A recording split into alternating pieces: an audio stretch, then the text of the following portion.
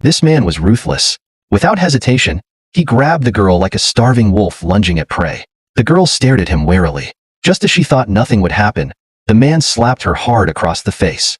Afterward, the man casually drank Mutai liquor. The girl, heartbroken and unwilling to endure further humiliation, quickly walked behind him, picked up a wine bottle and smashed it over his head. The man collapsed instantly. The girl hurriedly took a rope and strangled him tightly. Within an hour, the man finally stopped breathing. She stuffed him into a bag, dragged the heavy corpse to the storage room, and placed it in the refrigerator. The girl returned to the house, dancing with joy, believing she had escaped the tiger's jaws. The next morning, she woke up on the couch. While preparing to wash up, she heard her boyfriend's voice. "I still want more?" Shocked, she turned and saw her boyfriend standing at the door, asking affectionately, "What's wrong? You're acting tough." Confused, she thought, "Didn't I kill him?" Xiao Mei believed this must be his ghost. She reached out her left hand to touch him, but he touched her first. She noticed a scar on his neck. Terrified, Xiao Mei fled the house and ran into a neighbor who began chatting with her. Before she could speak, her boyfriend Dezhuang appeared. The neighbor hastily asked Dezhuang to fix a broken faucet in his room. Seizing the chance, Xiao Mei rushed to the storage room.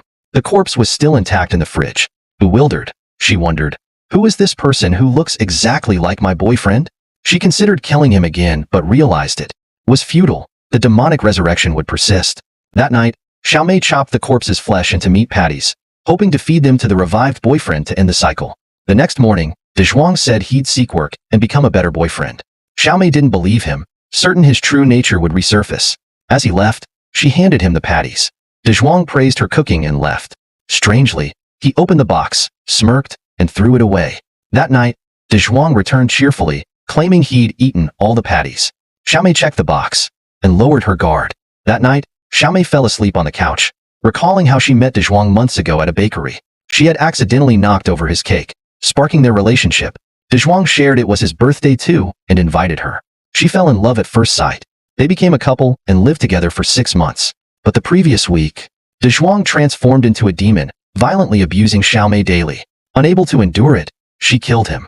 Now, Dezhuang pushed at the storage room door but failed to open it. He shook the door violently. Xiao Mei woke up, saw the chaos and panicked. She called out, and Dezhuang ran over. He claimed he heard screams and uttered a chilling remark.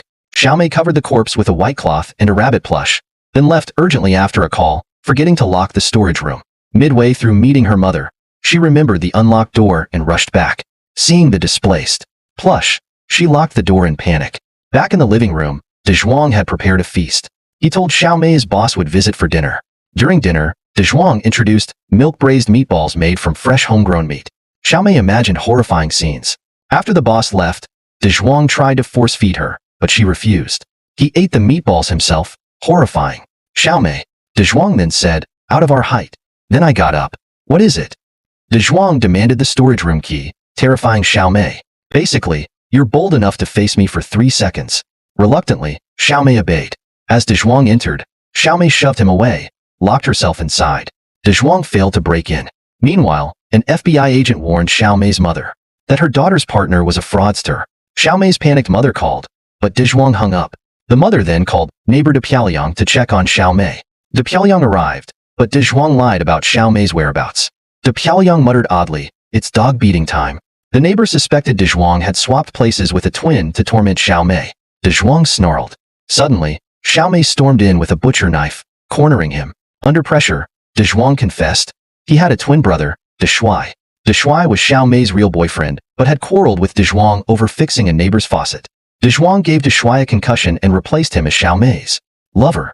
One night, Deshuai, recovering from injuries, saw Xiao Mei dragging a body to the storage room. After she left, he investigated and found Dezhuang barely alive. Deshuai rescued him out of pity, but Dezhuang later strangled Deshuai and hid his body in the fridge. Dezhuang had secretly swapped identities. Now, he insisted he was Deshuai. Xiao Mei, moved by his familiar face, hesitated, until, luckily, his bones were tough. The kidney stab wasn't fatal. A stranger blackmailed Xiao Mei's mother, claiming her daughter was a murderer. The man vowed to return with evidence. Xiao Mei confessed everything to her mother. They decided to destroy the evidence while Dezhuang healed. As they moved the corpse, Dezhuang met his accomplice. He was indeed a scammer who orchestrated the blackmail. His accomplice urged, "Find proof of her crimes. We'll cash in big." The next day, De Zhuang ransacked the house for evidence but was caught by De Piaoliang. De Piaoliang remarked, "You're frustrated. Who wouldn't love an 18-year-old? Like Xiao Mei?"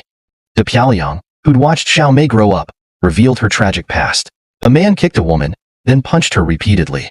After half an hour, she died. The man sat in terrified silence. Xiao Mei, witnessing her mother's death, couldn't endure her father's abuse. She poured 105 degrees Celsius boiling water on him. The father screamed in the cold. Xiao Mei quickly unplugged the charger and tightly strangled her father.